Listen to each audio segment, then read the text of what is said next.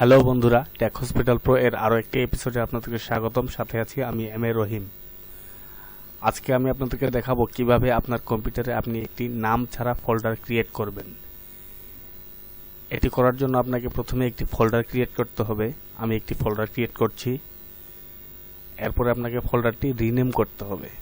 আমি আমার ফোল্ডারটি রিনেম করছি। এখন আপনি আপনার কিবোর্ডের অল্টার প্রেস করে 0160 প্রেস করবেন। এখন দেখুন আমার ফোল্ডারের নামটা ছিল অটোমেটিকলি চলে গেছে। এখন আপনি ফাঁকা জায়গায় ক্লিক করবেন।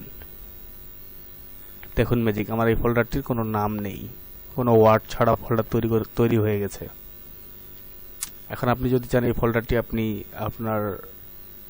আপনি হাইড করে রাখবেন, তাহলে আপনি এই ফোল্ডারটি প্রপার্টিসে যাবেন, এরপর কাস্টমাইজে যাবেন, তারপর চেঞ্জ আইকনে যাবেন। এখান থেকে আপনি একটি ফাঁকা ফোল্ডার নেবেন, ফাঁকা আইকন, যেমন এই যে এখানে একটি ফাঁকা আইকন আছে, যে এখানে ফাঁকা আইকন এগুলো। এখান থেকে আপনি একটি ফাঁকা আইকন নেবেন, নিয়ে ওকে, অ্যাপ্লাই অ্যান্ড ওকে। দেখুন ফোল্ডারটি নিমিশেই ভিনিশ হয়ে গেছে আমার ডেস্কটপ থেকে। আসলে এখানে একটি ফোল্ডার রয়েছে, এই যে এখানে একটি ফোল্ডার রয়েছে, কিন্তু আমরা দেখতে পাচ্ছি না। এই যে একটি ফোল্ডার রয়েছে, ইটস ম্যাজিক। তো বন্ধুরা, কেমন লাগলো ভিডিওটি? যদি ভালো লাগে তাহলে লাইক, কমেন্ট ও শেয়ার করবেন, এবং আপনি যদি আমার চ্যানেলে নতুন হয়ে থাকেন তাহলে চ্যানেলটি অবশ্যই সাবস্ক্রাইব করবেন এবং পাশে থাকা বেল আইকনটি প্রেস করবেন।